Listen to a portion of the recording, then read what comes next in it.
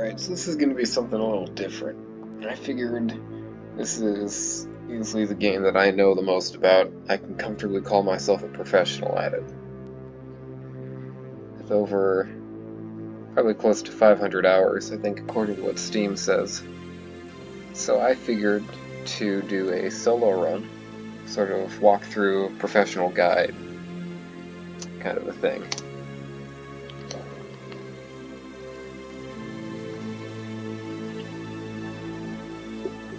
To kind of go through my strategies on how to go through the survival mode, because this is really the only game that I strategize on, and it helps immensely. In hindsight, my playthrough with Jackson, especially with the bosses, we were massively underprepared. And I'm very surprised that we did as well as we did. So, and I'm going to do this on mild. I believe the difference between normal mode and mild, at least, is the bugs do... what is it? I believe they do 50% less damage and you do 25% more. It's something like that. And of course, WoW mode is... I've never actually tried it on WoW mode before. I like mild because it's a fun challenge. It's a good pace if you just want to have fun. And of course, there's creative and custom modes as well. Custom mode, you have control over all of this stuff. But we're gonna do mild. My name's Peter. My friends call me Pete. And it's called solo run.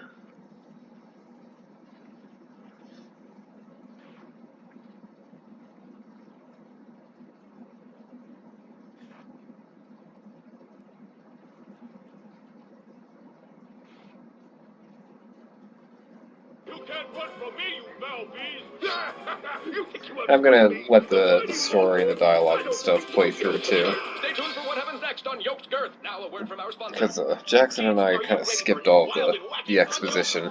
Introducing Africa. It's a punch to the gut. So stop by, fill up, and make sure you get your Billy Hog hot dog before you jet away.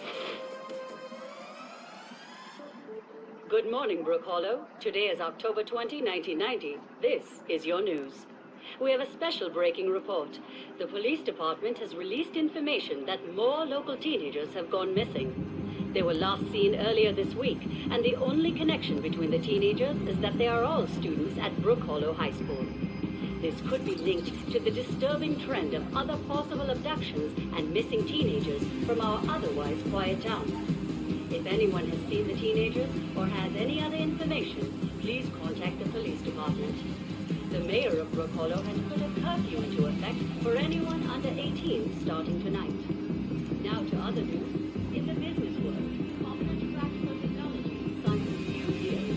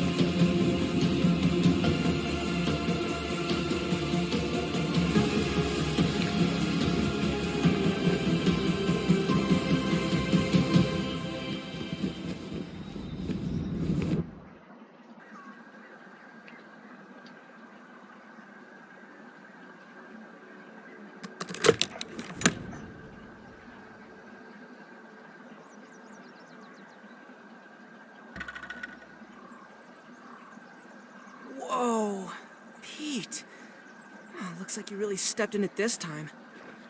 Just where in the world are you? Hello? Hello? All right, Pete. Remember your scout training. Step 1, All right, get your indeed. bearings. Let's go. And pay no attention to the in-game tutorial. I can give you a much better one. Hey, a common example of the Formicidae So, family. first things first, X is your peeper.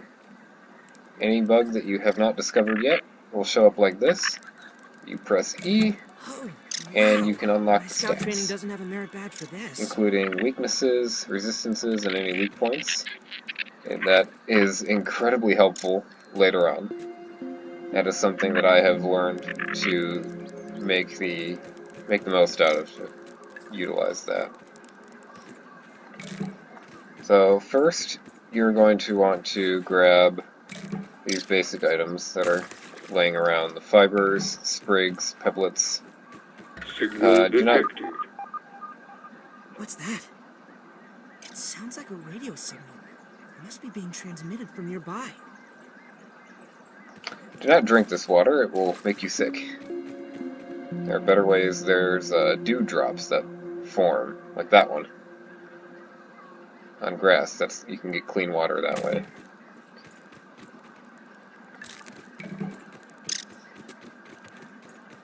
So, just kind of start grabbing just these basic stuff laying around. Come over here. You'll also find these laying around. Little notes. There'll be cassette tapes as well that you listen to and kind of slowly piece together the story of what's been going on back here. It's actually kind of interesting to read, to learn. There's reasons for all the random stuff laying around in the yard. They have a interesting way of making it make sense with what is going on. And of course, M is your map, and it's pretty big. I think I measured once. Of course you're tiny, but it's about. They measure the distance in meters, but I'd say maybe about 30 feet from corner to corner. So it takes a while to traverse, and there's ways to do that easier. But Well, resource logic analyzer. dictates that there are probably more of these stations around. Maybe if I keep searching, I'll find some clues. Or someone. Resource analyzer is your friend. This is how you unlock new recipes. So anything with an exclamation mark in the corner means you haven't analyzed it. Science! You can also get raw science, and that's kind of a currency to unlock more recipes and stuff as well. So just analyze everything that you can find, and it'll tell you when the next charge is at, because you only get three uses at a time. Press C, you can open your crafting menu, and you can already start to see we've unlocked a few things. This is for building. This is more, like it says, utilities, and then furniture, decoration.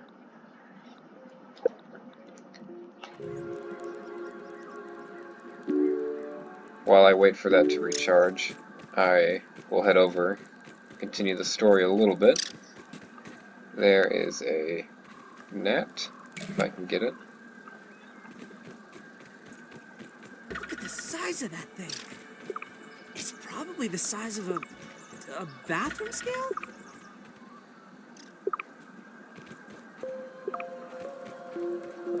Curiosity, What's that? the tiny Pete. Huh. Well, looks like this thing hooks up with those lasers. I don't think that worked properly. It seems like the machine needs all 3 lasers to function. Maybe there's a way to fix them? Alright. First, cassette disc.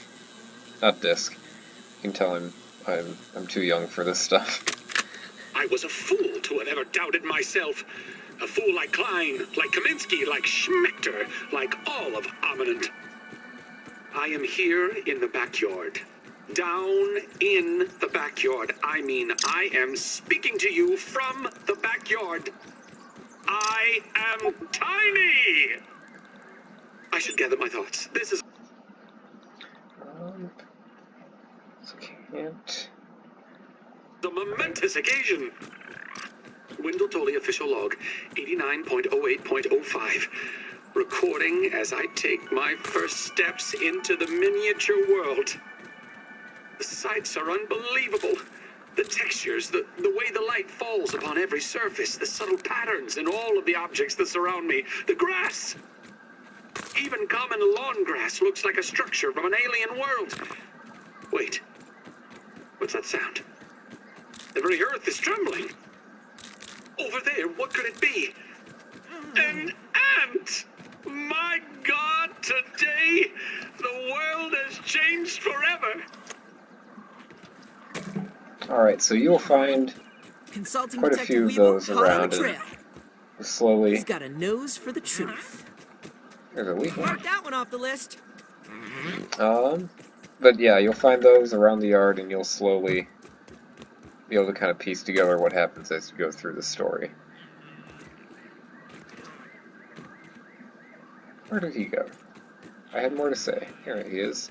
Weevils we'll see quite a bit. You've seen my series with Jax, and you already know.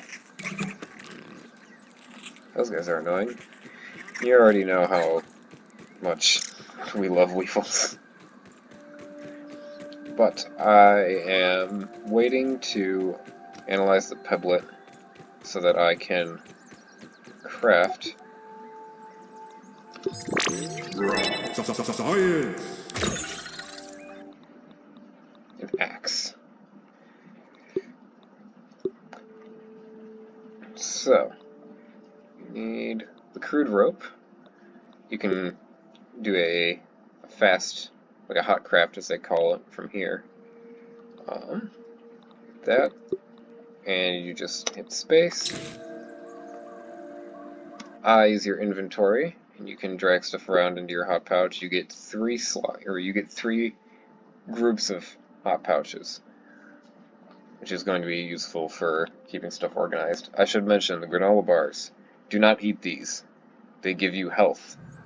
They give you a lot of it. They are more a healing item than anything to recover hunger. They do recover hunger, but not much. It's mostly for healing. Even in the late game, when you have more health, it'll refill a pretty big part of your health bar. So make sure you stock up on those. We're also going to get a hammer. And this stuff is really just laying around. Keeping your base around here, around the baseball, because that's where we're going to build our base.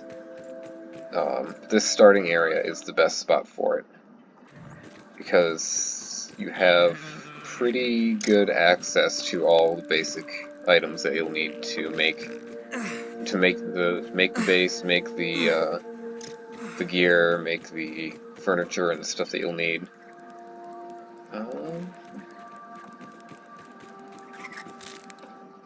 Here the might. We'll talk about them in a minute. There's your hammer, and now the sprig as well. Hey, Fid. The spiky... Whoa, why don't you just stay over there, red insect? I mean, with these early game...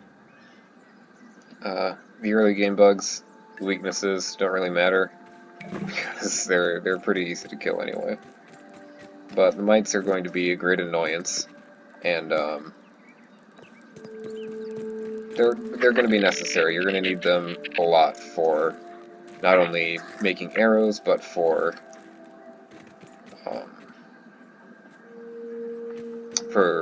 potions, smoothies like they call them. So for the hammer, not the hammer, the spiky sprig, we need thistle needles. Those you can find on plants with purple flowers on the top. So you come to the baseball, you'll see like that. There's one over there. So that's where we're going to go.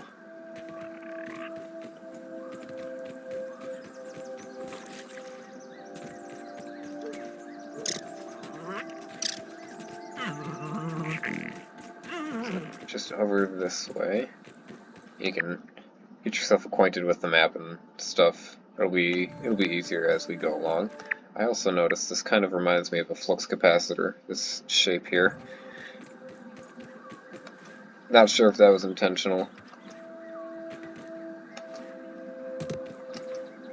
But over here on this purple flower, it's not too far away. You just kind of follow that path that we took. But these, you climb up these, they can give you a lot of thistle needles, and you're going to primarily use these to make arrows. You can get a good probably 100 arrows out of the needles here. Be careful not to fall off, because there is fall damage.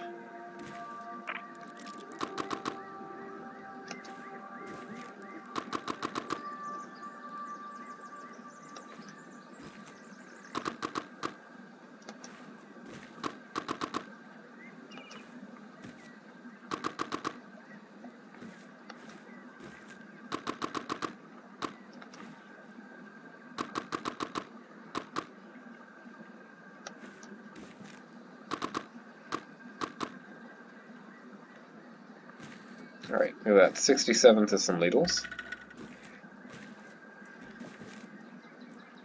Just carefully make your way back down. Ant crossing! I'm not sure when it spawns, but there is a stink bug that will be around there at some point, so I would be careful. I wouldn't stray too far from this starting area. So now we need 2 more rope and sprigs, and right now you can unlock a spinning wheel to spin fiber more easily, but to craft it is 3 plant fibers for 1 piece of rope.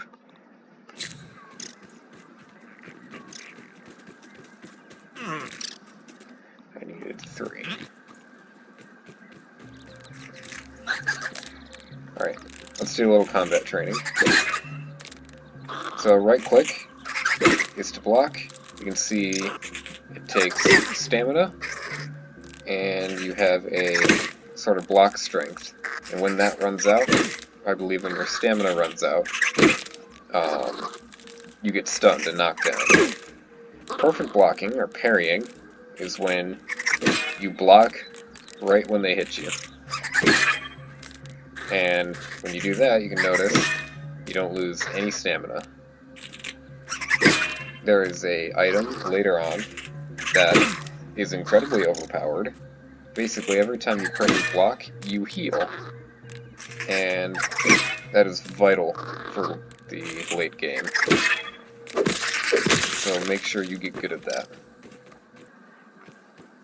Better than starving. So, you can't eat the mushrooms. There is no such thing as a poison mushroom, at least not yet, as of recording this. So, you can just eat as much as you want. That's another good reason why the baseball is a good starting area, because there's over here and then over there are 2 spawn areas for mushrooms, and they fill your hunger up pretty fast.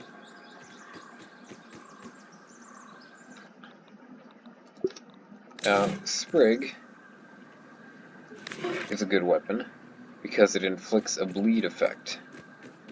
And what happens with that is it's a two-handed, it's a slower heavy weapon. But what the bleed effect does, it's probably going to insta-kill him.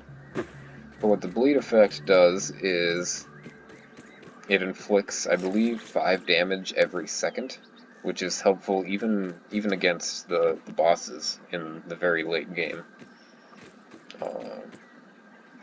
So this is very useful. You can actually keep this with you even when you get the tier 2 stuff. It's still pretty useful in that regard. So now that we have the axe, we can begin cutting down grass to analyze more stuff. This is dry grass. You cannot build with it. You cannot, like, use it as, like, the equivalent of wood, I suppose. That's what the regular grass is for, to build your base. But dried grass is still used in a lot of things. If you break these, it will not grow back. So, and we'll see that undoubtedly when we are building the base, because we're going to have some grass clipping through the walls that we don't want. But yeah, if you cut off the stems, it won't grow back.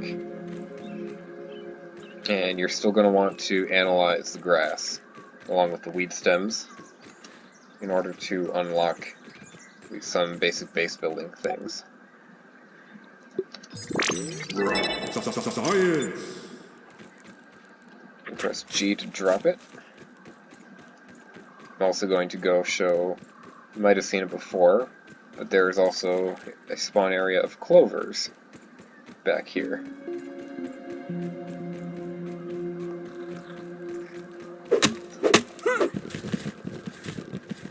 There is a 4-leaf clover, but it is you're not going to find it just by looking around in other clover patches. It's a specific area to find when you explore, and I'll show that off too.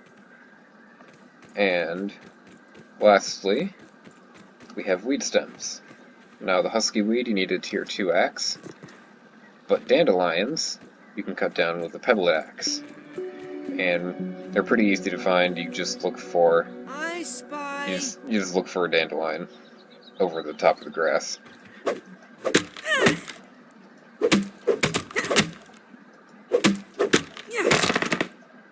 And these ones, the dandelions, will give 6 weed stems. You can only carry 5 things at a time. There is some armor that will increase that that hauling load.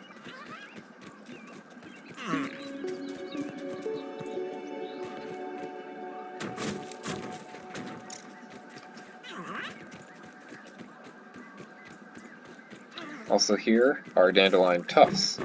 Now this is a thing that just got recently changed. Before, the dandelion tufts had durability. Now they do not. You only get 1 use out of each tuft. So it is important to grab more than one. So they have an infinite glide, because it's a slow fall. It slows your fall. You just press left shift. They have an infinite glide length. That used to be durability, but now, as you can see, I have 6 instead of 7. And another thing that changed was that you had to put them in your trinket, your accessory spot. But now, if you just have them in your inventory, they'll deploy.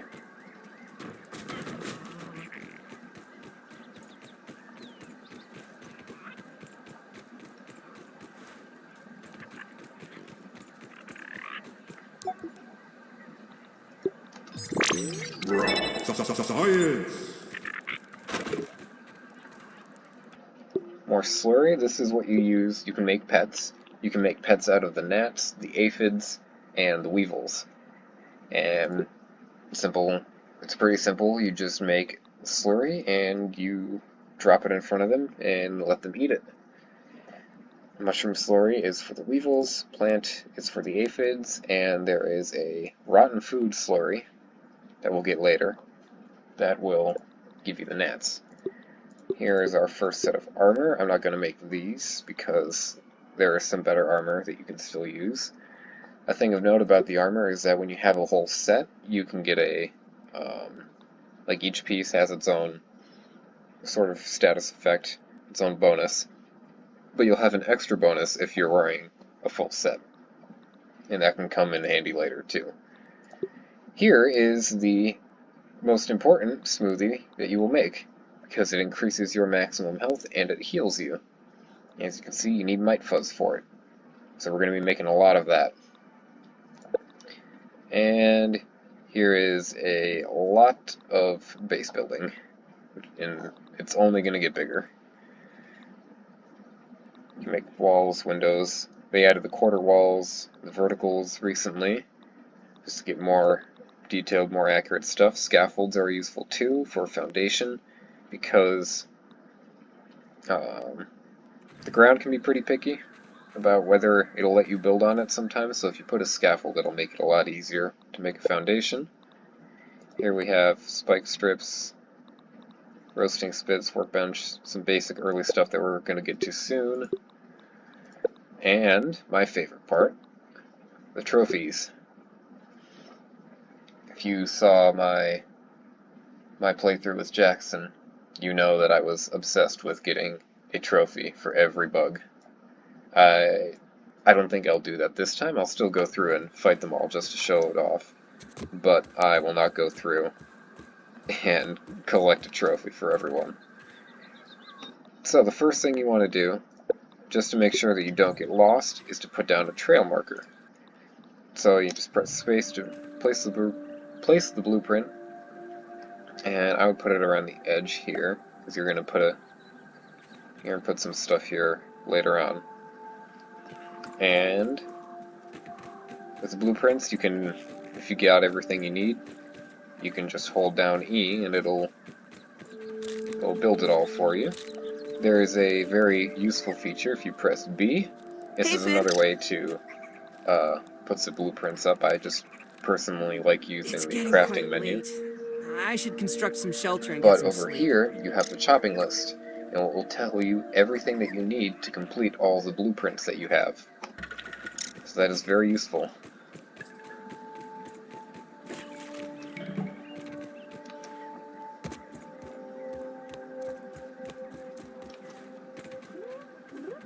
You hold E, and it's done. I hear a ladybug somewhere. There he is. Taking a look. Got one. Looks like that. He is weak to busting and fresh. So busting damage is what we have the hammer for. That will be useful for some other things too. You can break those small pebbles to get pebblets. And I would be careful. I would at least watch out for moving grass, because that usually means something big and something dangerous. Ladybugs, I believe, are the only thing that moves the grass that isn't going to try to kill you right away. So you press E on the trail marker. You can pick a symbol. I'll pick the home symbol. And now, when you are away from it, it will show up. It will show you how far away you are from it, so you will always know which direction your base is in. If I go way over here, I know exactly which way to go to get home.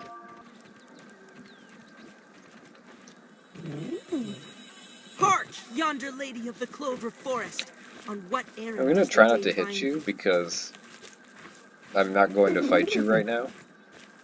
I'll wait. It's this one. Ah!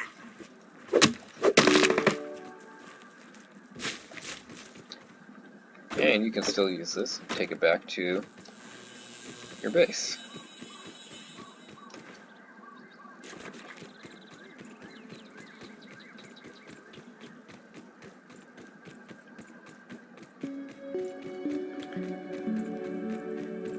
And of course, you don't have to follow this exactly depending on the circumstances, how many charges you have or what you decided to do, what you decided to analyze first. What do we have now? We have more stuff, storage, planks, the lean-to we're going to get to soon, and a table. First I'm going to unobstruct that other laser from this up here. I'm sure you can already see the use for pallets. I am going to make a torch.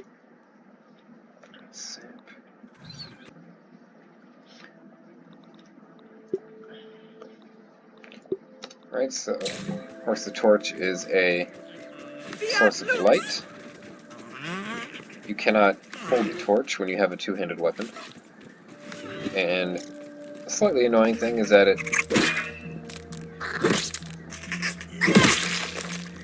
slightly annoying thing is that it unequips your shield, and then you have to put the shield back on your own. Might So up over ahead. here, The goblin of the backyard. you're gonna have a couple mites. You know what they say? A foolish consistency is the Okay, he's hobgoblin not of attacking little me. mites. But you're gonna have mites chewing on the wires that you're gonna have to take care of. These guys won't attack you, they're just a one-shot kill. You're gonna have to go into this cave to deal with the rest of them.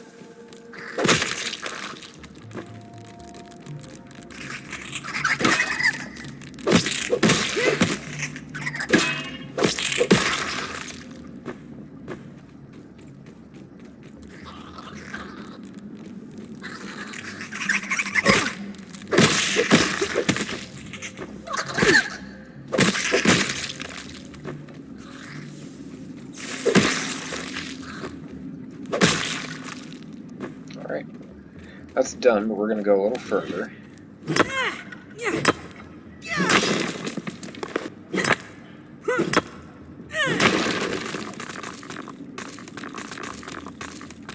If you want to, grab one of these to Tremor detected.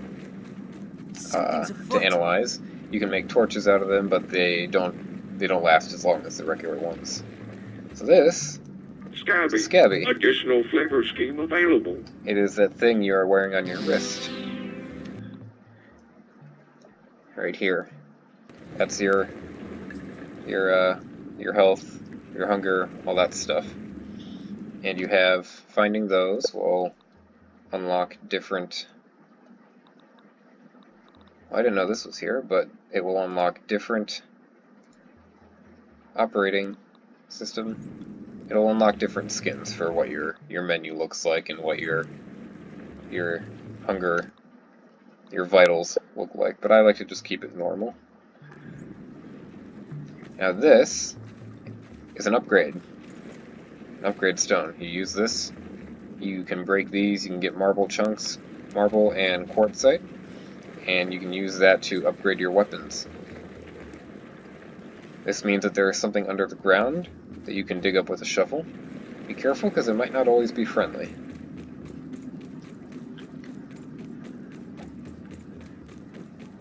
And I would advise not to upgrade anything until I do it, because the upgrade stones, I do not believe they respawn.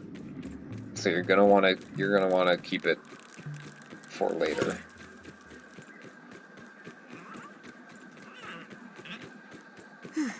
Now, I will make a lean-to to sleep through the night. You can also use Q and E. So F to relocate, Q and E, switch it around. You can rotate it.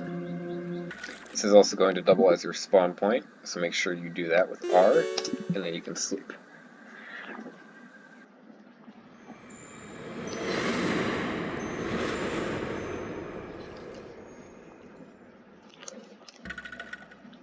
Now you'll notice that my hunger and my thirst are very low. That will always happen when you sleep. But again, Down, Pete. eating some mushrooms will replenish that fairly quickly. And if your hunger gets low enough, you will only have half of your stamina to work with until you get food again. And if it goes all the way down, you'll get a timer on the top of the screen that will tell you you have 2 minutes to live. Now, you can punch grass and hope that the water does not absorb into a pool of nasty water, because then you lose it. You can punch grass to knock down a piece of dew, and if you're able to, you drink it. Of course, the morning is the best time to get dew. Don't even need to boil it. And you can get canteens as well to hold water. Science! And dew collectors, which we'll unlock later on, will also help with getting water in the morning. So you won't have to go out and look for it. So now we're going to go up here and advance the story a little bit.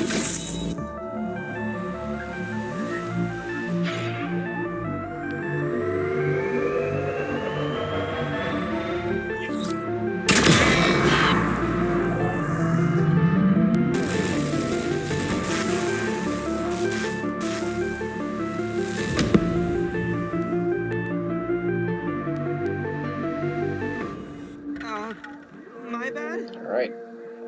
And we're going to leave that for now. Next part of the story is to go over to the oak tree and investigate the explosion. But we're not going to do that right now, so we need to finish up on the basics. Getting the first floor of your base built, getting all the important stuff that you need. So, first important thing is, here this is healing, consumables, the bandage. What the bandage does is, well, it heals you, but at first it will give you an initial regain of health, but it will also slowly regenerate your health as well. So it might take some time, but one bandage can get you pretty much back to full health because you have that effect on you for about a minute, I believe. So just don't spam them, just wait for it to take effect. Next thing is the roasting spit. This is what you will use to cook food. And I'll get to what qualifies as food in a minute. The nose. Oh, we can grab one now. The weevils, pretty much all the passive insects. The weevil, the gnat, the aphid. There are some grubs that you can dig up. There are tadpoles and water fleas. I believe that's all the stuff that you can roast. And there are a lot of bugs in this game. Alright, looks like we unlocked quite a bit of stuff. We unlocked the bow and the weevil shield, and you might notice that you don't always unlock stuff based on the material that you analyze. There is also that bar, I believe they call it brain power, and you can level that up by analyzing stuff, and then you'll unlock things as well that way. Here we have, this is the first set of armor that we'll do, the red ant. This increases your hauling strength for each piece that you have on, and as a collective whole, it will make ants ignore you. It'll make the red ants ignore you. That you cannot get meat off of the bigger insects. There is nothing that you can eat from, say, a ladybug, or a spider, or a stink bug. It's only small passive bugs like the weevil and the aphid.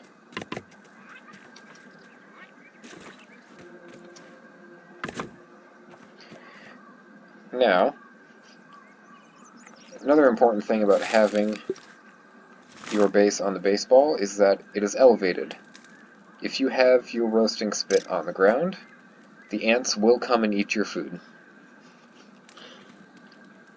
So I would, for this short time before you get your base set up on the baseball, I would sit and wait for your food to cook. It doesn't take very long.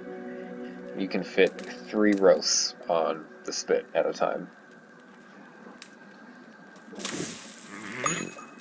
Yeah, you can eat it right off the spit as well. You did not just watch me eat your friend.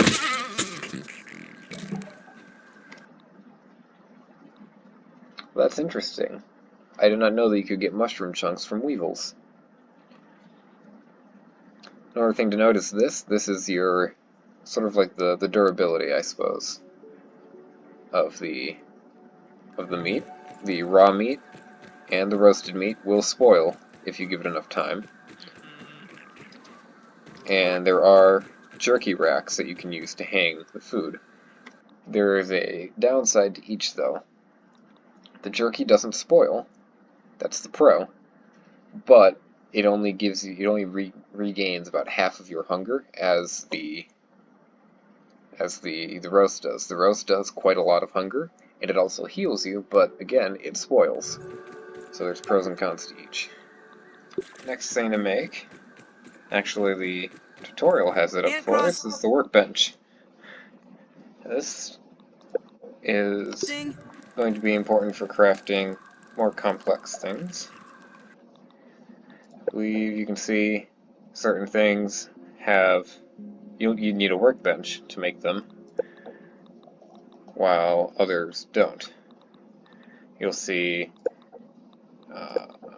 like here, this is for the smoothie machine, or the grinder. So some things it'll tell you that you need to use a certain, I guess, piece of equipment for it. Now sap comes, you can find it on branches like this. Luckily there's two here. That's the crow. It can't do anything to you. It's just completely passive. I don't think it even really notices you, even though it looks right at you sometimes. Sap, there is, the best spot for it is this, I guess this branch. Looks more like a log at this size. But you can get probably about 50 pieces of sap if you circle around it. You can find it on the sides, you can find clumps of it that you can break with a hammer. So, next up, you're going to need some storage. Right now, a storage basket will be enough. Once we get the base going, we can make more organized storage. And here, this helps to sort everything out. But you can just empty your stuff out, not that. And the great thing, another thing that got added in a recent update, is that you can craft stuff without needing to take it out of the storage.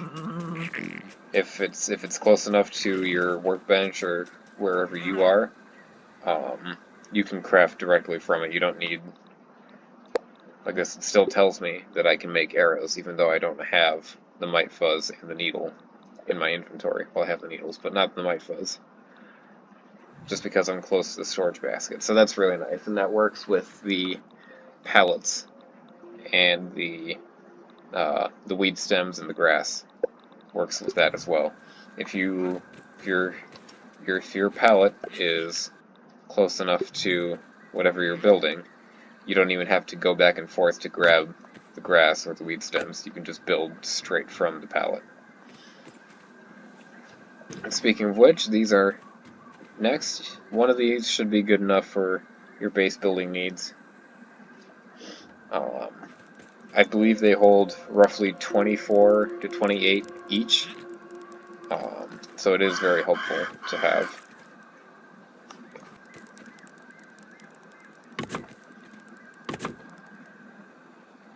Alright, and now you can hold G to deposit the entire stack with whatever you're carrying.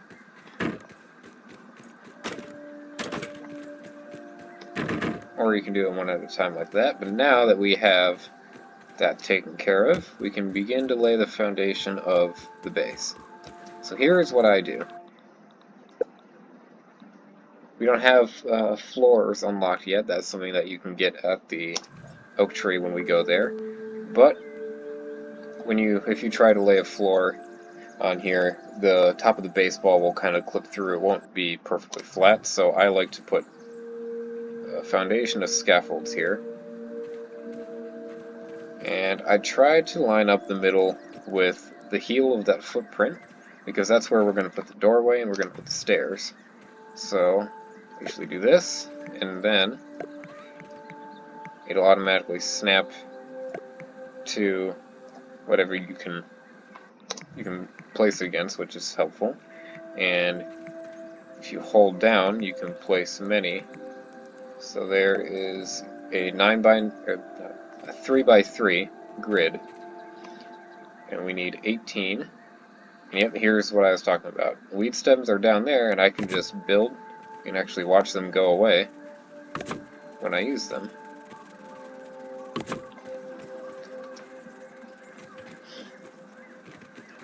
But a 3x3 grid of scaffolding, it at least looks nice. You probably could just do one and build the floors off of that, but it looks better. And taking a look. This is a great place to get weed stems, at least early on, because there's 3 dandelions here. You don't have to worry about trying to find them, you know, when you're not able to cut down the husky weed. You can just come here. This is a good spot for them. I believe that'll get us the rest. Each dandelion gives you 6. Yeah, you only need to cut down 2 of these.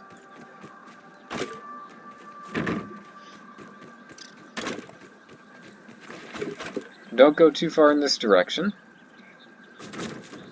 because that is all toxic haze. That's a spot that we'll get to later on, but you will get a poison effect from the toxic gas. Alright, now that we have that kind of started and set up, we are going to go and get our first set of armor, the ant armor. For that, you're going to need the sprig. It's your best weapon against the red ants. The anthill is behind the baseball. You can kind of see the terrain over here for it, that little circle there. And to mark a spot on the map, you can just go over, you press R to make the waypoint, and it'll show up on your in the real world. There's also raw science laying around, make sure to pick that up. Taking a look. And you can get rid of the marker by peeping and pressing right click. So now we can showcase why the sprig is a good weapon. Because I'm not going to have to hit him again. He's just going to die. It does a lot of damage. That's a soldier ant. You can really tell the difference from here. And even with the soldier ants, soldier ants are automatically aggro. So we're going to go over a bit of, okay, that's right, the ants have a swarm sort of behavior. If one of them gets attacked or gets mad, they'll all come after you. So when I do fight these insects, I'm going to try to do a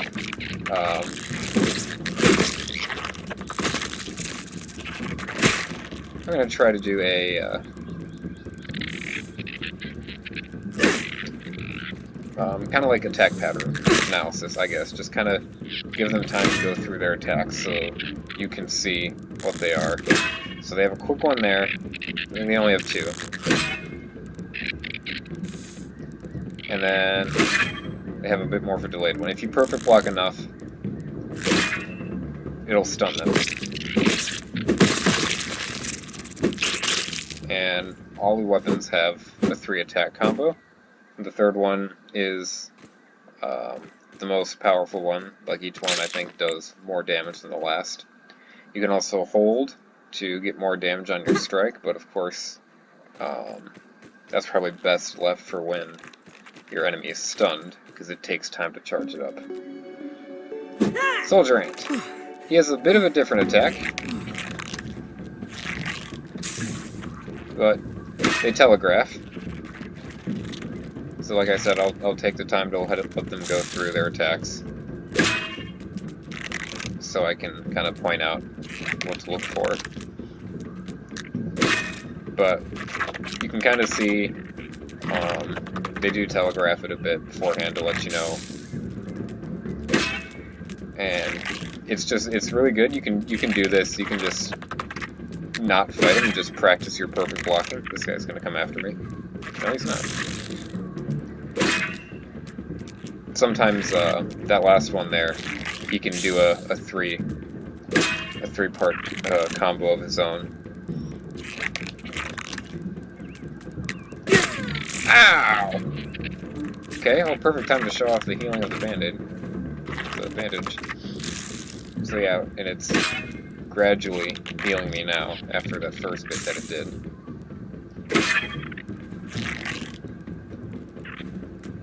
But it's definitely a good idea to just do this and practice, like, getting an eye for their, yeah, look at, he's got more health, but he's still going to lose a lot of it to that bleed effect, so the sprig is a really good weapon to have.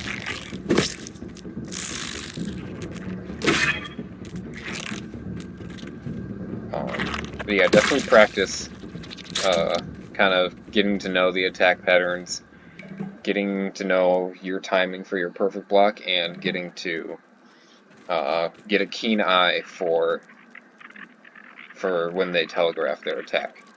Because you can definitely get to a point where you can fight maybe 2 or 3 bugs at a time, and if you're paying attention enough and you're aware enough, you can catch one in the corner of your eye that's about to attack and perfect block them.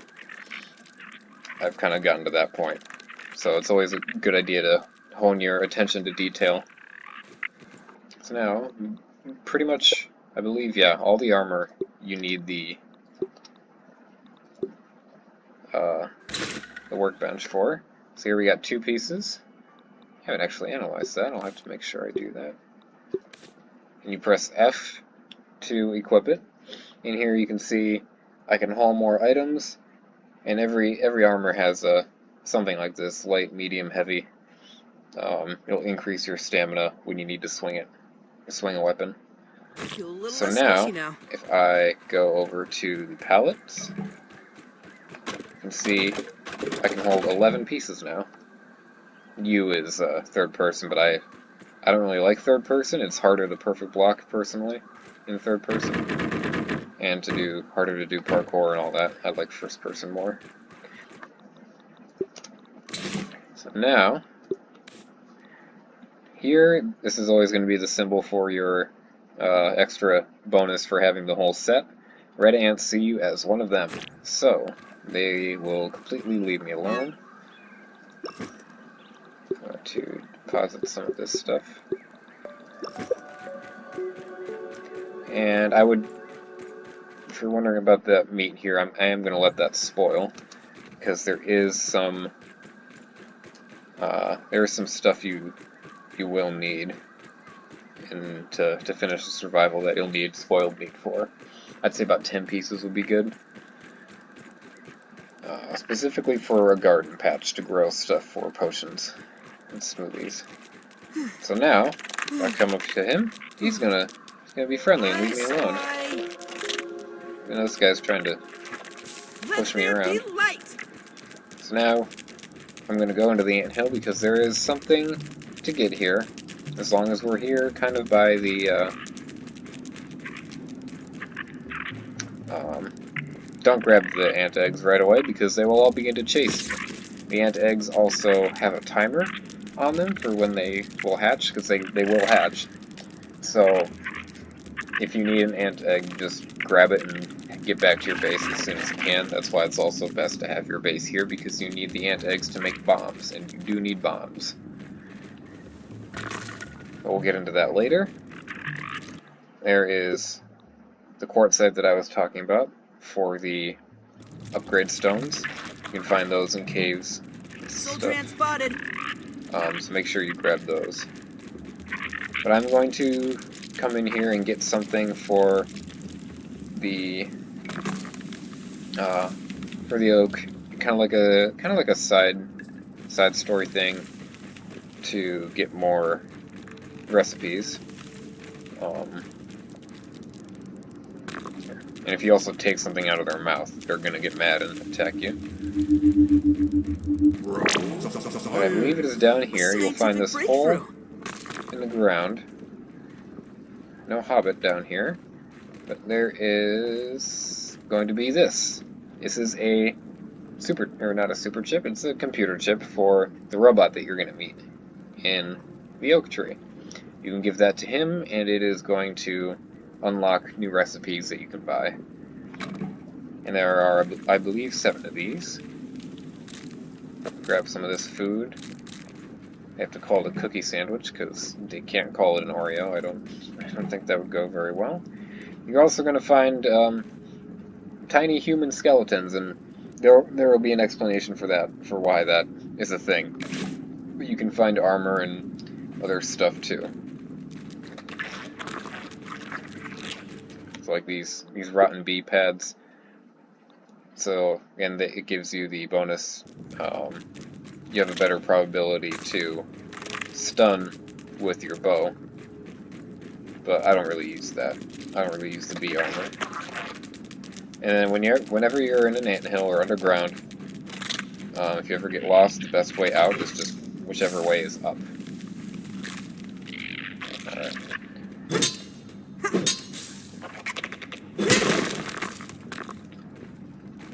Like I said, just grab as much of that upgrade stuff as you can. You're going to have too much of it, but that's better than having too little and not knowing where to find more. I wonder if I could keep that aphid as a pet.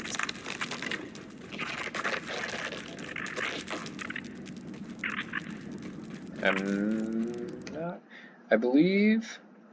Never mind. I was going to say I believe that there's more in the morning, but I suppose not.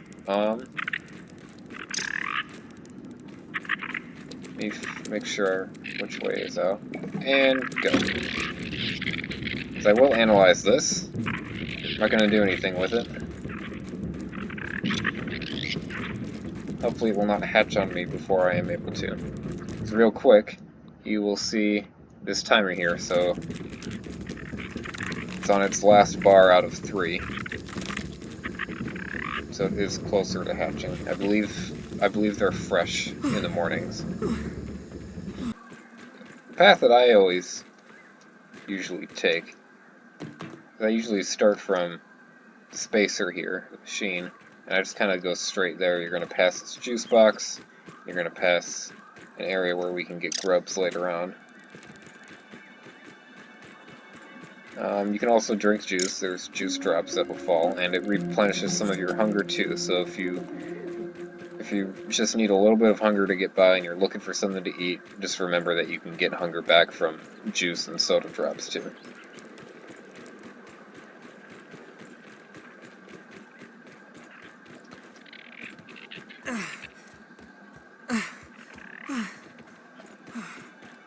Now that, you're going to see that up there, that is a flag post.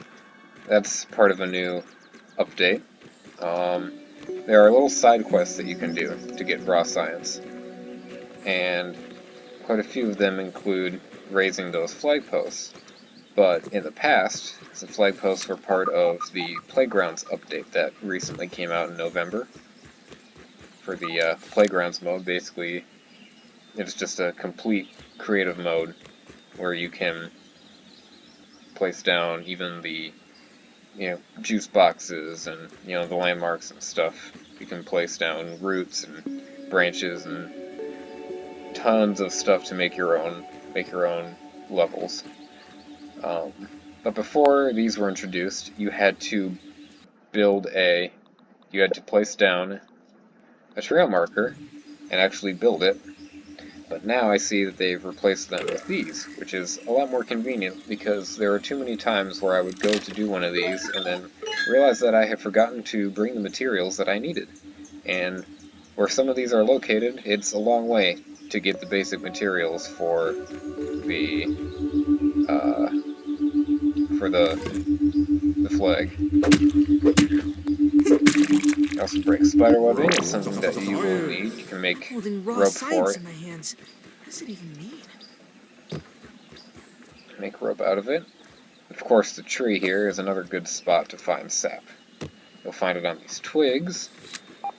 Do not go in here, because there are 2 wolf spiders, and they are poisonous and they are mean. They are my arch nemesis. If you have seen the playthrough with Jackson.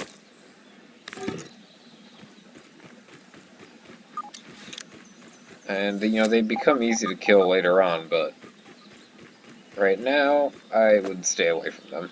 You can also find clumps of sap at the tree here that will give you quite a few, so don't hesitate to grab them when you come here. I suppose you can get some acorns too. Acorn shells and tops. You can also get acorn chunks, which you can eat. I don't believe that's safe in real life for these kids. I believe acorns aren't good for you. Better than starving. I think. So that's the one instance where their disgust at having to eat it is justified. And that thing that's popped up on the bottom left is a sort of like a GPS or like a detector to tell you when you're close to stuff. So that symbol, kind of like the house, is when you're close to lab tents. And the closer you get, the more the lights on the sides will light up, like that.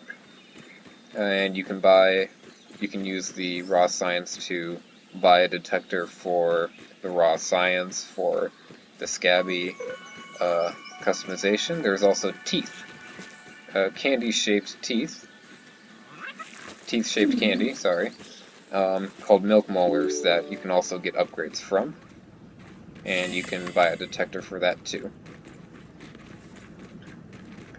Here we are, the first lab of the game, out of, I believe, 6, if you count this one. This is where the mystery truly begins.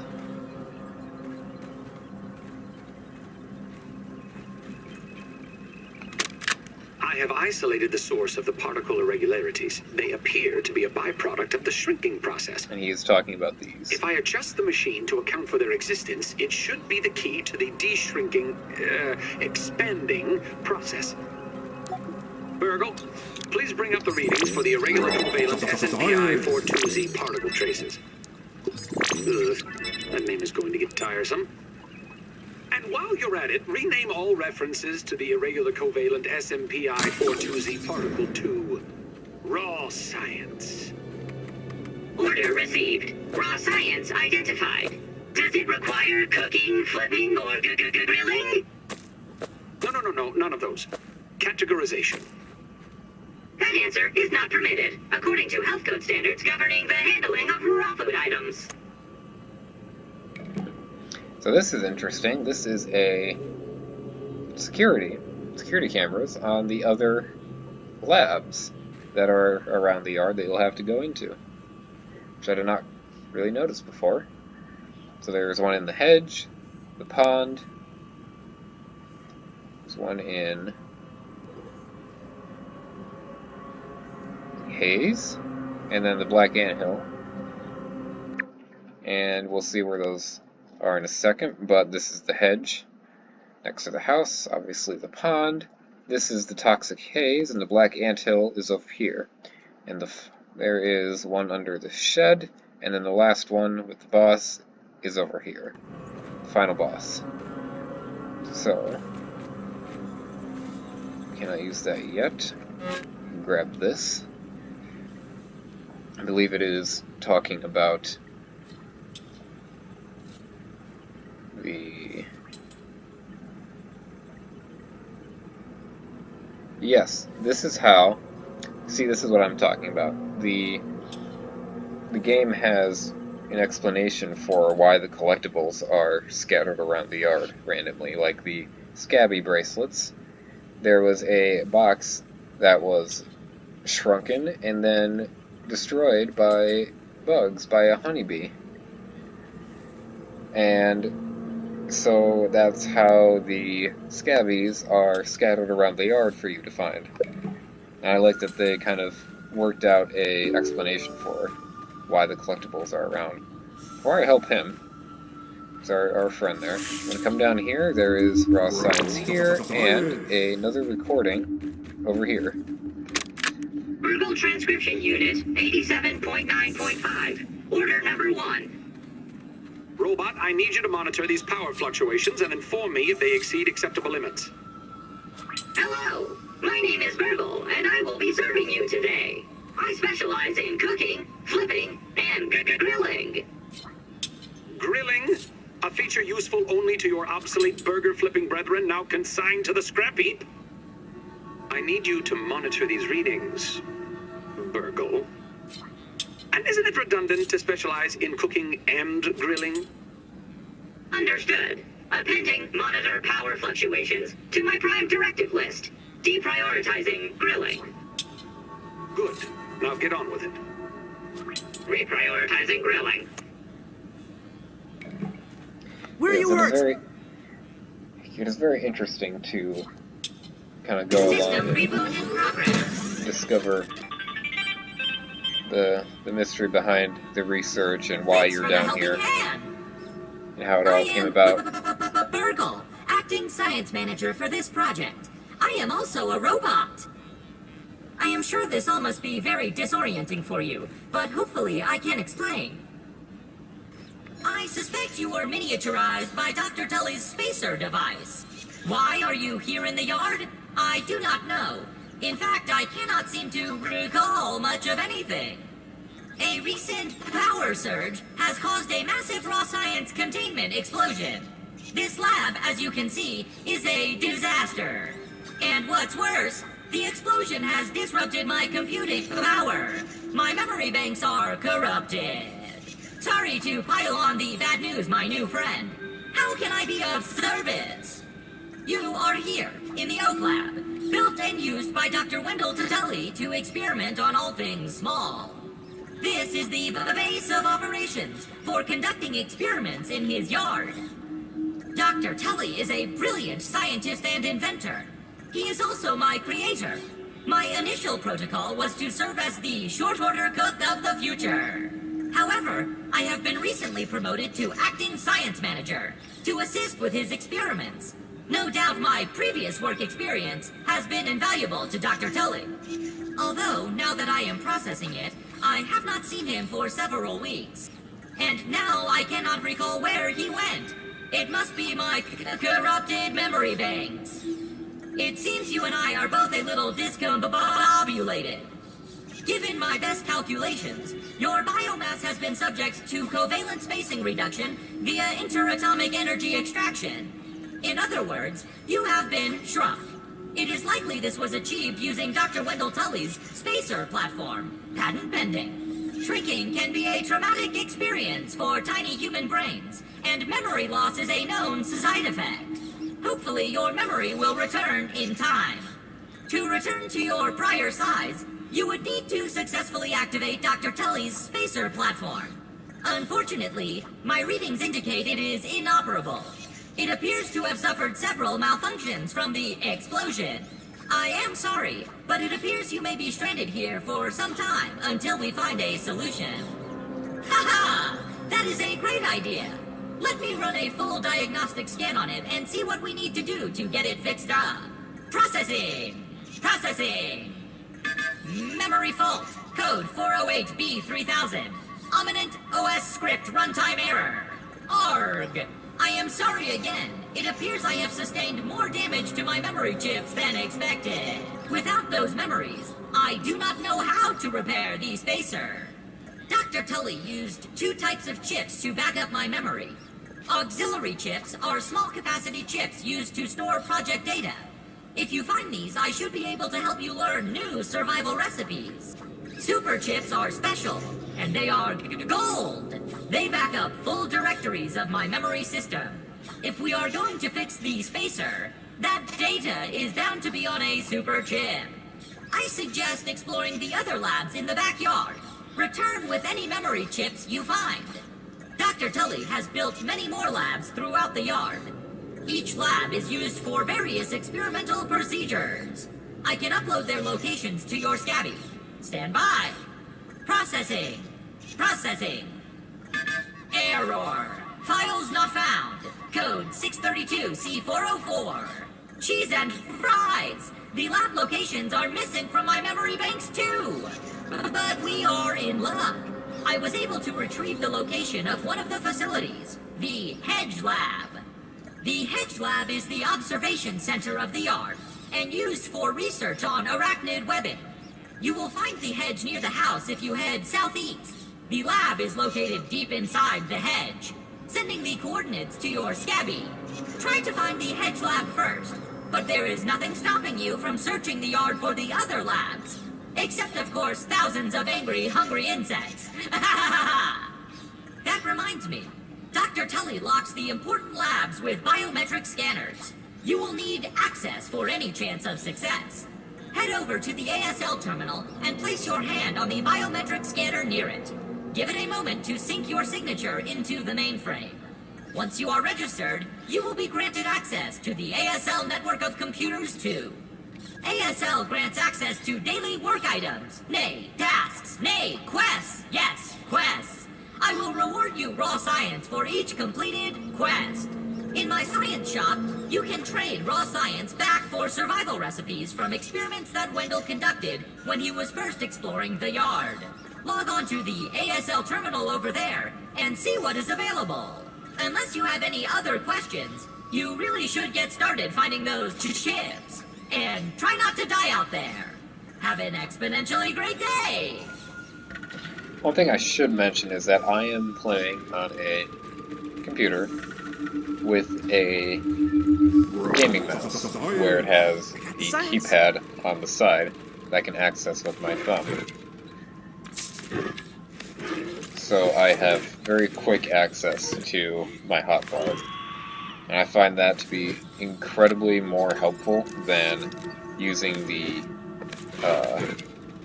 line of numbers on the keyboard. And especially during fights, when you need to switch between weapons, when you need to take potions and switch back and all that stuff. So I would definitely recommend playing that way. And I'm honestly not sure how else you could play. I believe you can hook it up to like a Xbox or something, I believe, but I'm not entirely sure. Is there anything up here? No. So this is, now we're getting all the quests that we've already done. The assistant manager keycard is something you'll get kind of towards the end of mid-game. So, and that will unlock, you'll be able to get that. I'm not sure if holding my hands to my face makes me see any better than that with is my used for going glasses. up zip lines. Zip lines are a great way to travel, but for now you can only go down them. And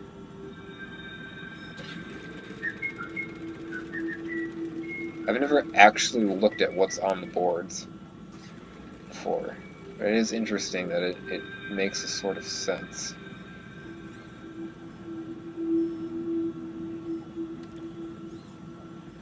Kind of see the network that he has laid out between the different labs. Where is he? Because I still need to give him that chip Always that we happy found. to see a repeat cup. How can I help you today? Ah, more chips. Thank you. Hand it over and let us see what I can remember. Much better. Alright. Ask away, my friend. Eminent Practical Technologies is one of the largest research and manufacturing companies in the world. Its main research facility is right here in the town of BURG.L. Dr. Tully, and by extension, yours truly, was an employee of Eminent for a long time, until very recently. Ask away, my friend. A question about me? I'm flattered. I am the last existing burger lad, Mark IV, created by Dr. Tully. Since his disappearance, I have been continuing his research and experiments. See, I've never actually gone through all of this. I am a fully functional research assistant. I can answer science questions as well as assign tasks for you to complete. Every day, I will have a number of tasks for you. Finish them, and I will reward. Just do not mention anything to OSHA. The last thing I need is another investigation into underage labor practices. I'm not going to go through How all can I of help that you stuff. today? Ask away, my friend. How can I help you? Have an expert. This is a super duper. You'll find discs in the labs as well, right next to the super chips.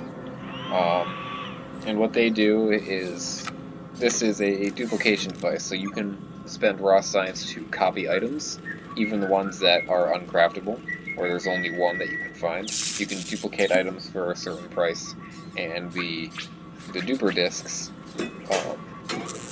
kind of increase the amount that you can spend, so you're able to get more stuff to duplicate. This, the ASL terminal, here you have quests, and this just got a big revamp as well. But now you have a list of about 100 different quests that you can do, plus daily quests that will replenish each day. Then you can get raw science for those. Here is your science shop, and this is where you will spend the raw science to get you know, upgrades, mutations. I forgot to mention those when we unlocked one. For right now, I would first take multi-story bases because this is where you get floors. I would take canteen upgrade so it can hold 4 drops instead of 2, I believe. I would take the smithing station. Fortified bases to get sturdy walls. I don't really use that. And of course, as you get more raw science, you can come back. There's one of these in the tent right next to the baseball, so you can check up on how much raw science you have and spend whatever. The cooking, there is a cookery where you can put together food items, and well, you can. I suppose this is the alternative to just getting meat off of stuff like the ladybug. You can mix things together to make a meal that will give you different effects. I don't really use it a whole lot, but you absolutely can. But for this last one, I would take the fiber bandage efficiency because now the fiber bandage only costs 1 of each. So that is incredibly helpful. And I would definitely get the Canteen Plus before you make your canteen. Otherwise, you'll have to make another one. It doesn't upgrade the canteen that you have if you already have one. There isn't anything in here, but it's always nice to open it anyway. So now for the rest of this video, I'm going to just show off. There's some raw science. Oh, there's a chip. Never mind. That is a milk molar. By the power of But Helion, you need champion of the sun. a tier 2 hammer. But for the rest of this video, we are just going to get the first floor of your base done and get all that basic utility equipment that you'll need built. This morning, I installed the borrowed lab modules, another one of my forgotten inventions from the early days. I had such grand notions back then. The Kinder Science Mini Quick Little Chemist Lab educational toy for children. But no, Wendell, we can't possibly put hydrochloric acid into the hands of children. The lawyers will never agree. It's a good thing I never told them about the Bunsen burners. Odd that Ominent has been using my toy pieces in this way. I digress. The lab network is now up and running in the backyard. I'm planning to dedicate each one of them to a different function. Main power will run through here. The Oak Lab is the center of operations for the backyard. The second lab is nestled into the hedge. Such wonderful views from up there.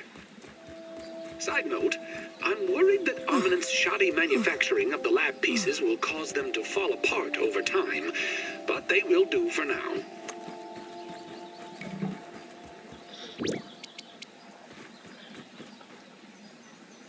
I believe there was, over here, there's another tent. It's a lab tent that you can find. I would just be careful because there are spiders, or orb weavers, like that one, that will spawn. I'm not quite ready to fight yet, so I will let him pass by before I go, because there is a lab module behind that roof over there. But yes, and what he just said there is true. As you go through the story, you do find that each one has a different function that becomes relevant towards the end. You'll get more of the cassette tapes and kind of learn why they're abandoned, what kind of research he was doing there. Field station, not lab module.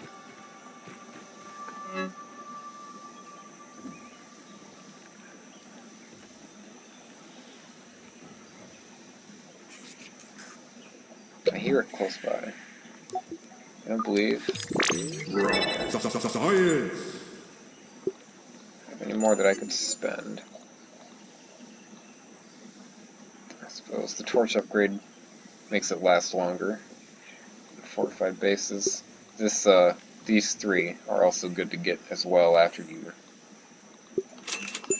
get the other stuff. That first stuff that we bought.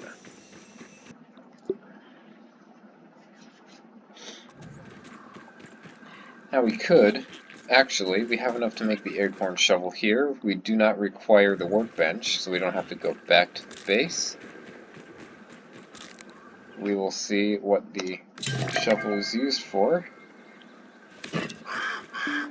Now we can dig up these here. These are grubs. And they will go back underground if we don't grab them in time. But this area here is a good spot. You can kind of find them around areas with water, I believe. Sometimes you might dig up a larva instead. There are places like here where it's strictly grubs. They're also up by the tree. But you need grubs for the weevil shield. You need grub hide for the weevil shield and the canteen. So a total of 5 grub hides is what we need.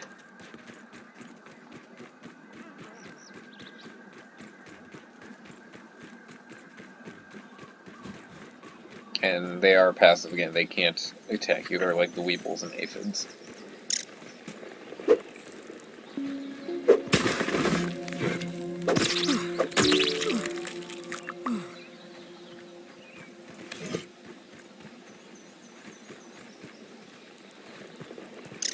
You can hear them too, and I believe at times your character will comment on it too.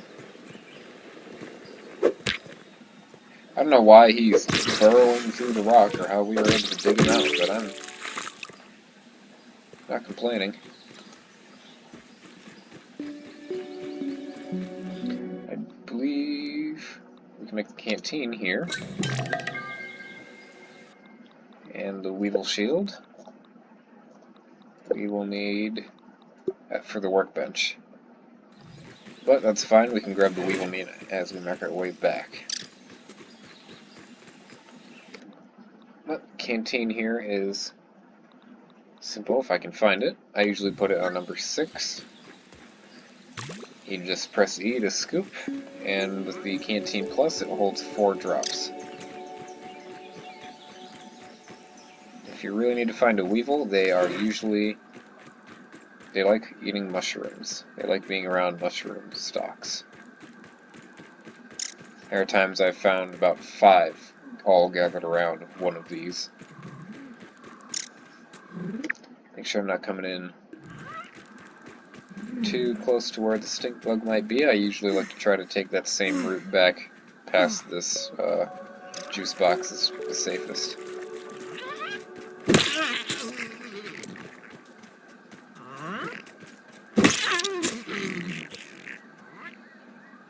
So yeah, I believe I heard another one.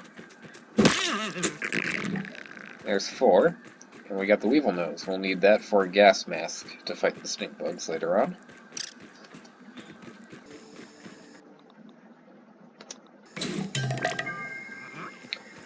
Alright.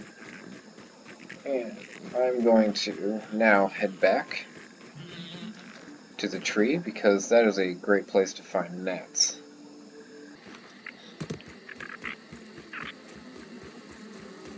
Now, I do plan on including a picture on the screen of what each of these bugs looks like in real life, because I find it kind of cool how close the designs look in the game to their real life counterparts. There are some, quite a few bugs actually, that I didn't even know existed until I played this. I was very surprised to learn that they were real. That said, the gnat is the only thing that looks nothing like it does in real life. And that should be a nah. The gnats are easy because even if you just stay still, they like to come around and bump into you. Like that. That's why I find them to be the most annoying pet to have, because they will do that when they are your pet. It's very annoying. They could also push you off if they're feeling murderous enough.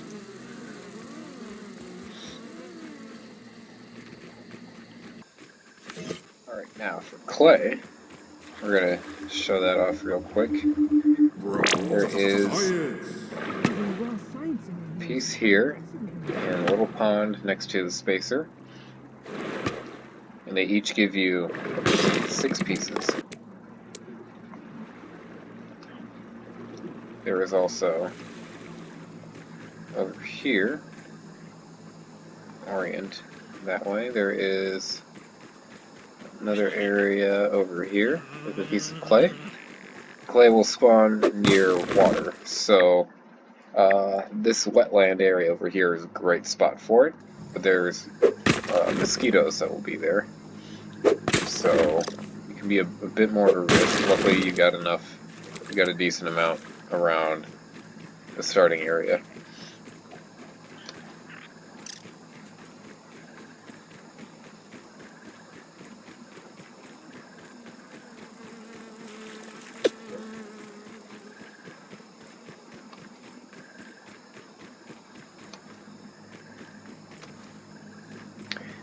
The last piece of clay is back here where the clovers are.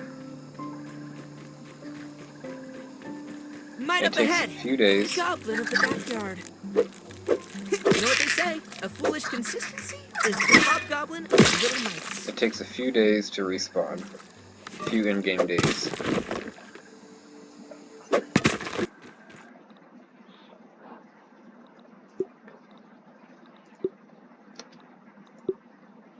Now I can just make as many of these as I can. Now for the shovel, this is when I would utilize my second hot pouch. I usually put my tools in the second area, and I can keep my weapons in the first. Now I will grab a few more Mite Fuzz.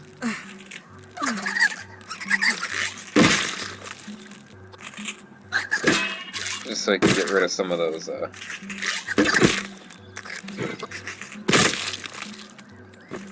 thistle needles, clear up the inventory space a bit. Dang it.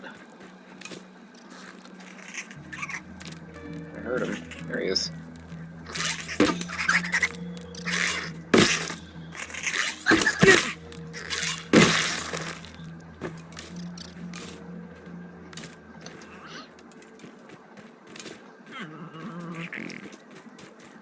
Come up here. Just be careful not to fall into the crack, because you will have to go through the toxic part to get out.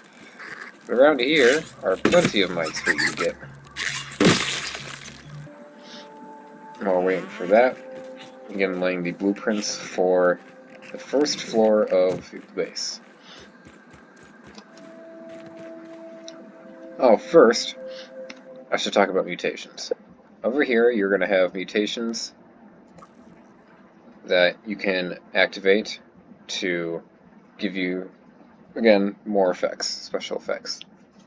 That you'll unlock these over time, and you can use the milk molars to upgrade how many you're able to have at a time. For now, that's the only one I've got. I'll turn it on. I can't remember exactly what this does, because it doesn't make it clear. It just says I have an advantage when blocking attacks. I don't know exactly what that means, but it's something good.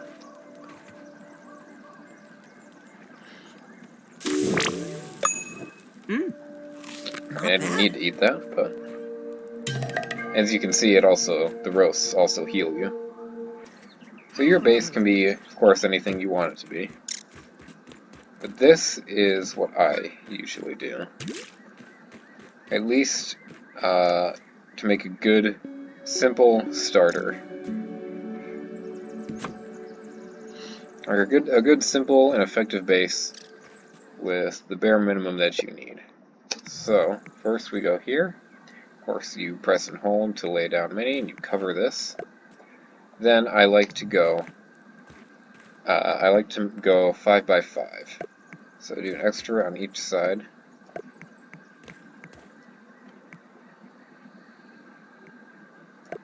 So that it is 2, 3, 4, 5 long.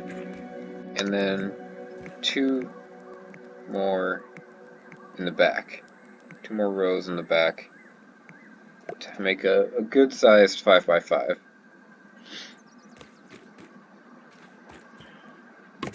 Then just go ahead, fill this in. You will still be able to get up from here, so don't worry about that. And now you just commence the base building, cutting down grass, filling up your pallet, and getting all the stuff that you need to finish the blueprints.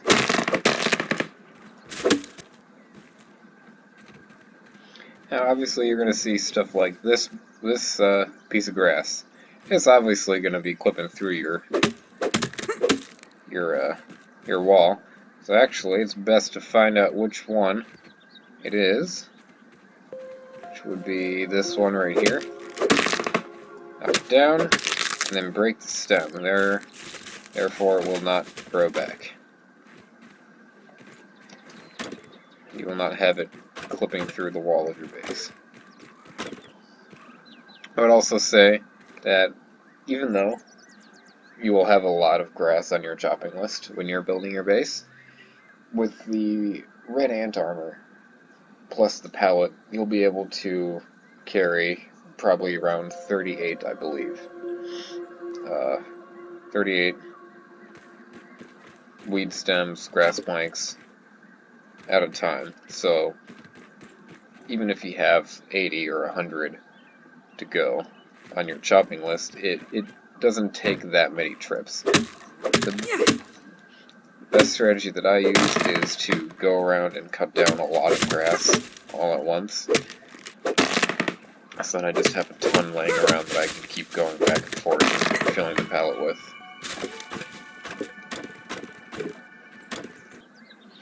Now, once you have your floor done, you're going to want to bring up your stuff, just to make it more convenient to kind of operate out of. And you can worry about getting your setup later. And of course, you know, the way you set your stuff up isn't going to be the same as mine. It is just a rough idea, a rough guide.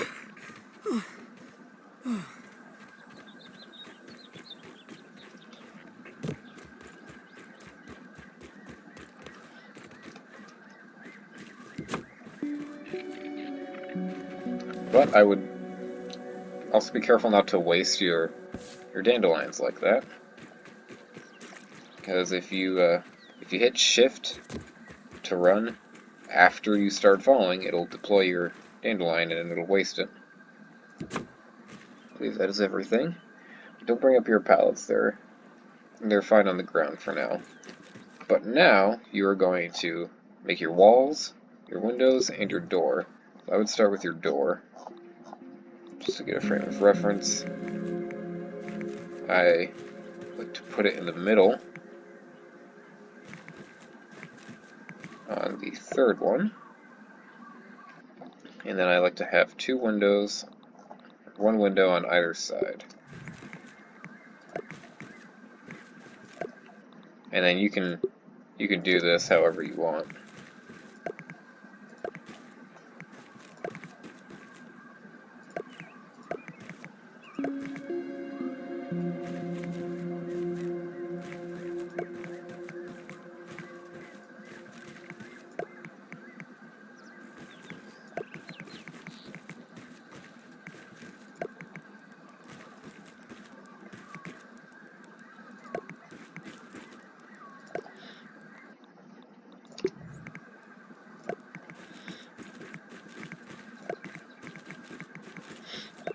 Once you got, well, and I usually do a good height for each floor It's about 2 walls. It's a good, comfortable height. It doesn't feel too tight or claustrophobic. And now, we gotta complete that. I wonder if I could keep that Pollen. aphid as a pet. Make sure that you get pollen if it drops out of a dandelion. Pollen comes from the dandelions that are yellow, that are not, I guess, kind of matured and ready to release the seeds. You get pollen from the yellow dandelions, and you will need that specifically for a late game, for an item that you will need in one very specific part of the late game. But it will make it incredibly easy. It will make you be able to circumvent a very difficult fight that I personally deem impossible now that they changed how that bug fights. It used to be easy. I wouldn't say easy, it used to be a good challenge. It used to be manageable. Now, it is just plain impossible.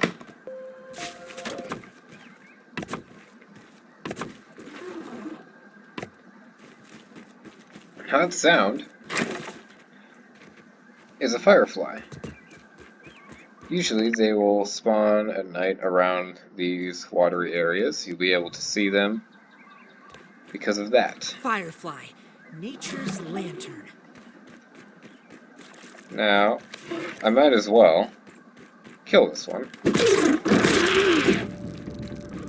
They're pretty slow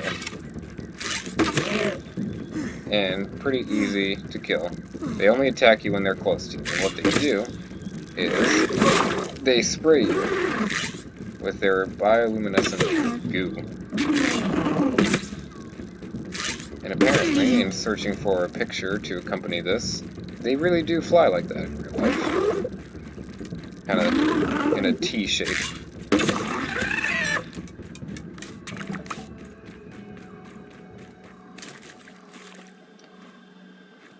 I'll have to kill another one because they do drop scales as well. But I figured as long as that one was around, I could show it off.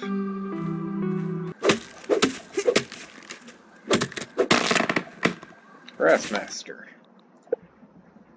Might as well turn that on, it's the only one we have. It'll help us in that. There we go, now it takes 3 hits. And of course there will be better axes to get that will increase the ease of your grass harvesting. I can imagine it's even more useful with that. Mutation activated. You can probably do it with just 1 hit with the best axe and the Grassmaster mutation. That being said, it sounds like a good time to introduce the mutation loadouts. So, you can have separate loadouts for different mutations.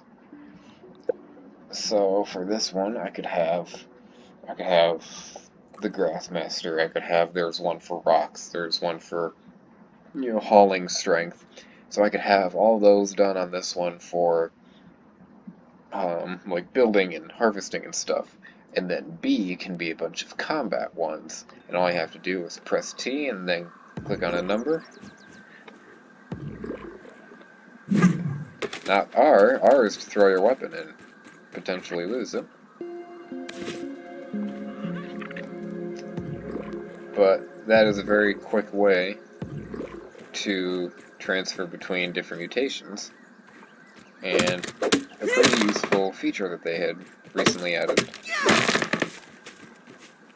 Especially if you're working on a bigger base, like these castles that some of these people make.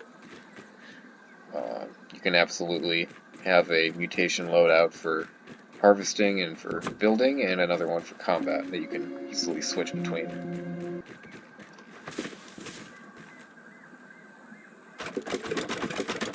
Also be careful not to do that as well, because if you activate your dandelion while you're hauling materials, you will drop them all.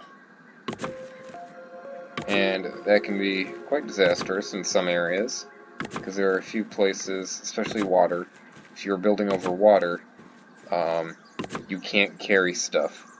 You can't carry weed stems and grass planks if you're in the water. And you'll never be able to get them back if you drop them in the water, like the pond. So, now that you've got the walls up, it's best now to light your house. So I usually put 2 sconces on either side of the door. I will usually let us roughly arrange the furniture just to get an idea of where to put some lighting. I usually put the workbench against here. You will have your bed on the 2nd floor, but for now, this area will be open until later in the game where we'll get some more stuff, so I'll put that here. And this will go over here. So now you can put up some lighting wherever you'll need it. The stairs are going to go here, so I would advise probably around here. The lighting is pretty good, so you won't need too many. Now that you have your lighting up, we're going to start making the stairs at the front. So first I will move this out of the way, because you're going to also need some scaffolding. Because there is a structural integrity, there is health to your items, or to your structures, but there is also support. It will not let you build if an item is unsupported. It might let you place the blueprint, but you will not be able to work on it, or you won't be able to support it. It is unsupported. So, once I make this one, it will be. But it is best to lay down some scaffolding. Besides, then it adds as extra fortification. Because then if the bottom part is destroyed, like the bottom step is destroyed, the entire structure won't come down, because that will happen. If you don't have supports, and the bottom part is destroyed by a bug, the entire thing will collapse and you'll have to rebuild it. You'll get all the items back that you put into it, which is nice, but you'll have to relay all the blueprints and remake it. That's another good thing that they added, a little minor update, was that before, you used to, when you would recycle something or when it would break, you wouldn't get everything back that you put into it. If a wall broke, you might get 1 piece of grass instead of the 4 that it took you to build it. Now, you'll get all 4 pieces back. If I break these stairs, I'll get all 4 pieces of grass and the weed stem. So, that takes a lot of risk out of, a lot of the stakes out of your stuff getting broken. Is that you get everything back and you'll be able to remake it without having to try to find more items. Now this is a bit different. Sometimes it can be picky. So now I will have to try to line this up. Normally I am able to build it out a bit and then have to lay down. There we go. Yeah, I'll be able to, it'll let me do this. And then I'll be able to fill it in with the scaffolding.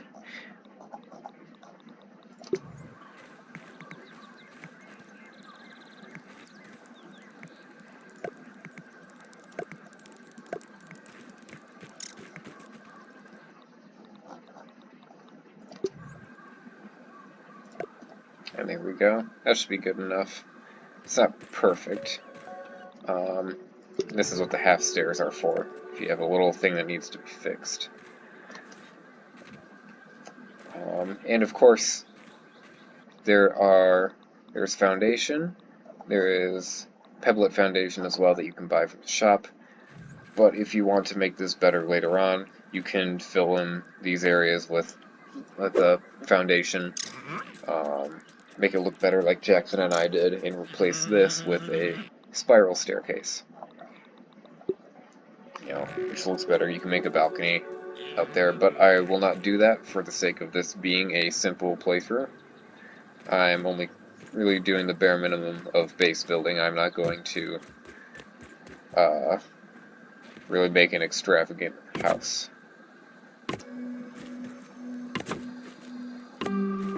Oh, well. That's a problem.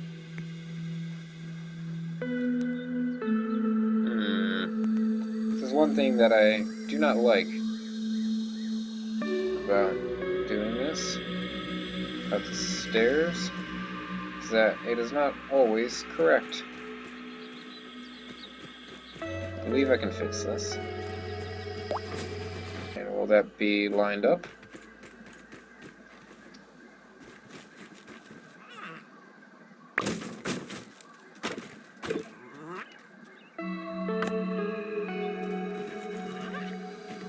I believe it is.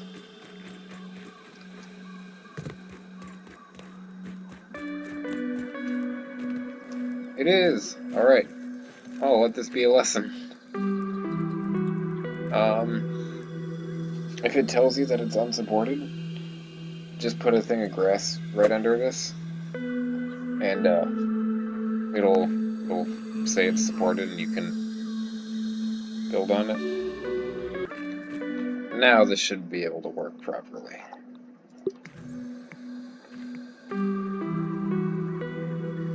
Alright, yeah, so I put... Okay. Learning moment. The reason this isn't working as well as it has in the past is because I put the door too far back. The door is too far back from the edge here. I would say put it more towards the edge. Because the scaffold, when connected to this, is halfway inside the baseball, and that is not what has happened in the past. That is not what I've gone for in the past. So, we got that done. Last part of this is to put the stairs up to here.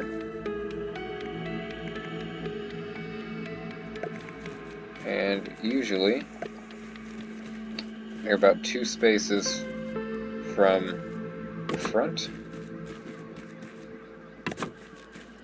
And you will have a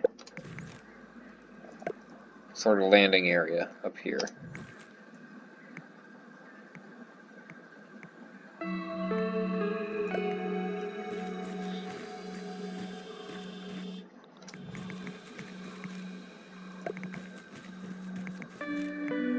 So now, the last part of making this first floor is to build a ceiling, or the start of the second floor.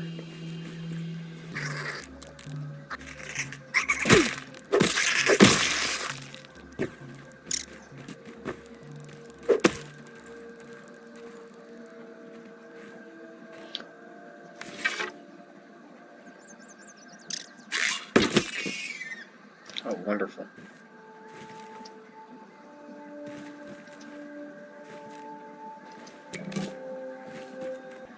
Alright, that is it for the base building for now. Now, we are going to focus on furnishing this bottom part. This bottom floor is going to be your main base of operations. You're going to want to have your storage, your crafting, with cooking, spinning, grinding, everything you're going to want to have down here. So, let's set up those blueprints. Water container. Probably never have to use this, but it's always good to have. Mostly in multiplayer games, it'll be useful, because there are dew collectors that you can refill your water with every morning. You'll have about 3 or 4 drops of dew every morning. You'll pretty much have an endless water supply once you have one of those. Next up, you're going to want the smoothie station. I usually put it back here in this corner. And then the spinning wheels are going to go here.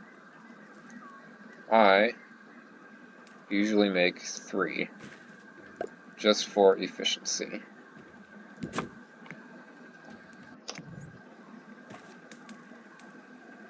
And I do realize it kind of makes this window pointless, since you can't you can't really get close and look out of it once they're done. Next to that is going to go the grinder. And then your storage chests. These are going to go along this back wall here.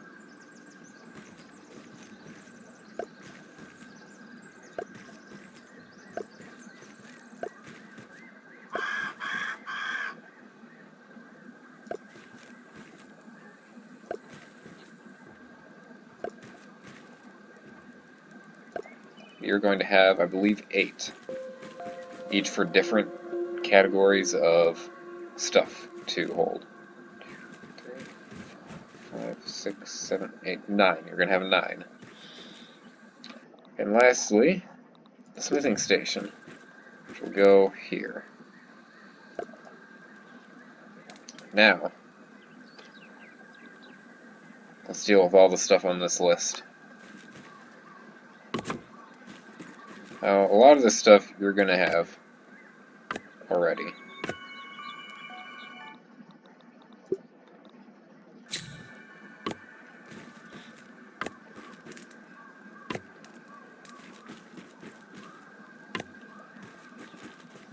So fill as much of it as you can beforehand, and then see what you need.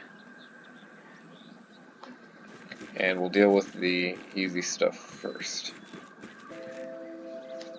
Now, the brittle whetstone and the brittle plating we can craft with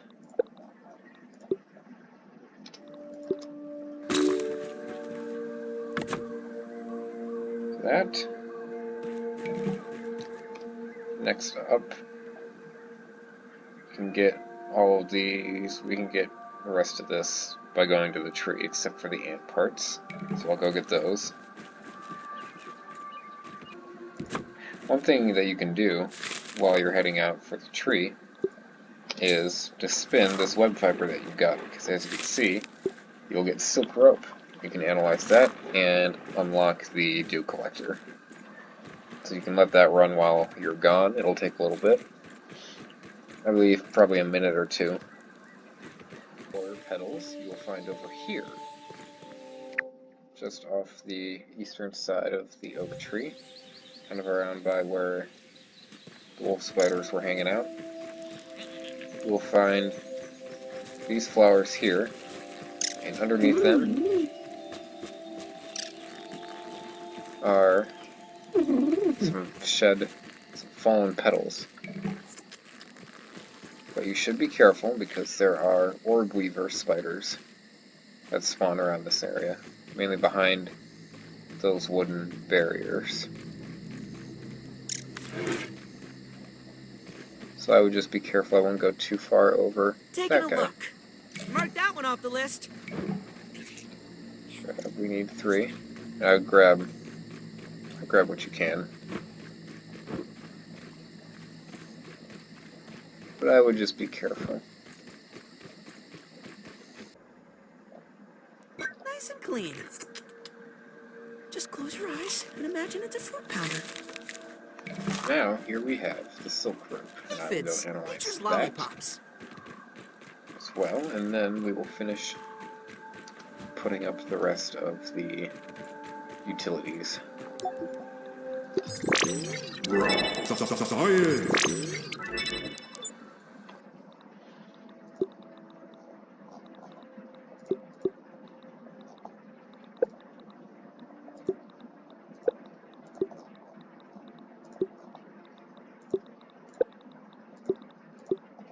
Here you see we have unlocked the next group of items, the tier 2 axe, tier 2 bow, and this dagger that we will make as well. Plus spider armor, hasty regen. Basically, I believe it regenerates your stamina faster. I forget what most of the set bonuses are. But again, spider armor is not a thing that I go out of my way to make.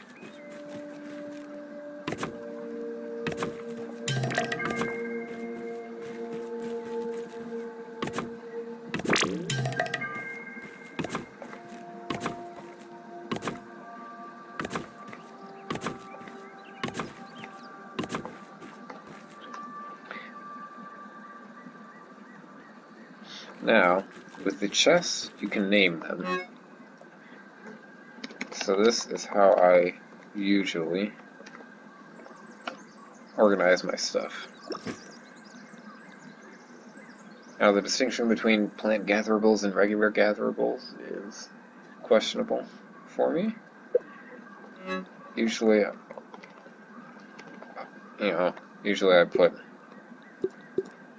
the, I'll put a flower petal in, but I'll include pollen with the plant gatherables.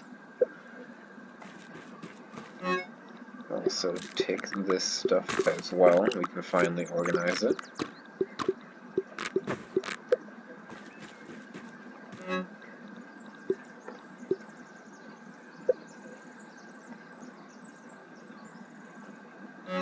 This I don't believe we will need. They're easy to get anyway.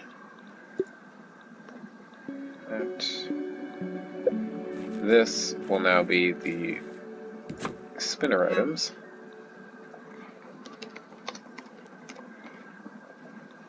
And you will put stuff like the web fiber and the plant fiber.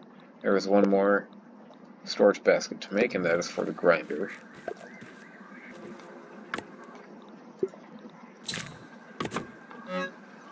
This will be your grinder items. And that is where you can put things like the mushroom chunks. And now here you will have bug parts tier 1. As for all this stuff, you can see what tier the bug is. So I'll include these. Not the spider, that will go in bug parts tier 2, and I do it this way because there are you will get a lot of bug parts, and you will need 3 chests for it. So it's best to keep it organized that way.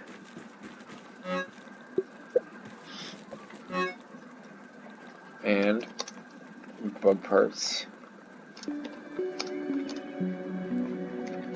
tier 3. You also have food, which I will include this. You'll have your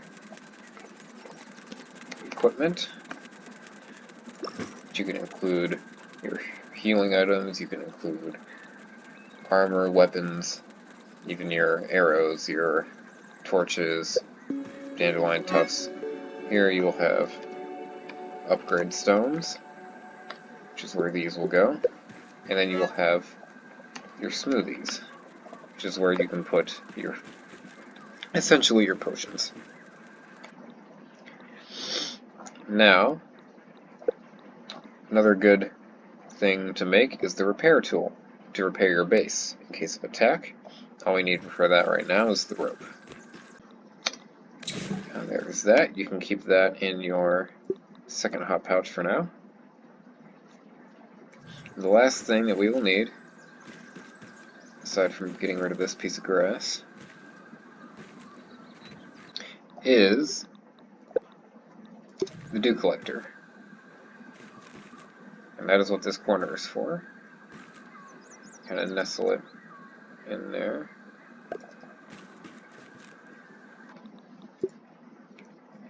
Here, actually, we will begin spinning this. Here's 5. Nice and convenient. Let's make more of that while we're at it. And pebblets and wheat stems. Now, a way to get web fibers is by either killing spiders and looting them, or breaking their webs. So I will show off both right now, as there is an Orb Weaver here. You got enough stuff to kill it. That is a big If you spider. really need to. I don't think I'm high enough level to take on such a foe. No, you are. So, when they're at range, they will attempt to hit you with their webbing. You will get stuck in it.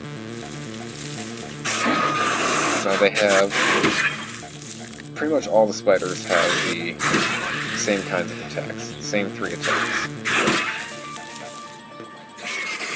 Okay, this is what I wanted. Basically get rid of you. This 3-point combo here,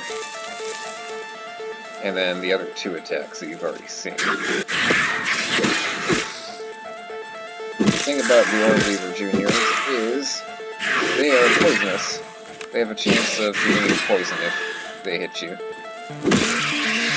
Alright. That's already enough web fiber, but I'll keep going up with this guy just to show you. Make sure you can see everything. And again, practice. Letting do this thing. Practice with your perfect block to get used to the attacks, timing, and recognizing what motion would mean he's about to attack.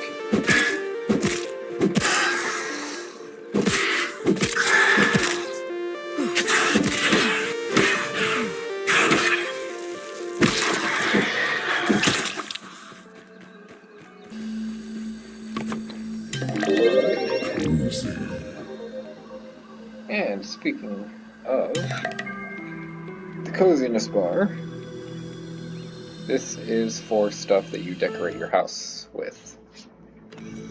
You can see on a lot of the furniture here, it has a coziness bar. There are 5 levels of coziness, and as you can see, we just reached level 1. And we'll explain here. Home decor will warm spaces grow your coziness level. Higher levels provide bonus status effects and grant more recipes. So we just unlocked fireplace stuff and a grass partition. So adding more decor will level up your coziness. Some of the effects you can see down here. Calm comfort of your base slows your hunger drain, and eventually you'll get thirst and you'll get even healing. You'll heal just by being at home. So that's a new thing that they just recently added as well. But that is everything that I planned on doing in this video. You have your base, your basic items with your armor, weapons. You have the story started pretty well, and you have your setup for everything that you will need to survive down here. So next I'm going to go through the second floor of the base, where you're going to have your room to put the bed, and you're going to have jerky racks.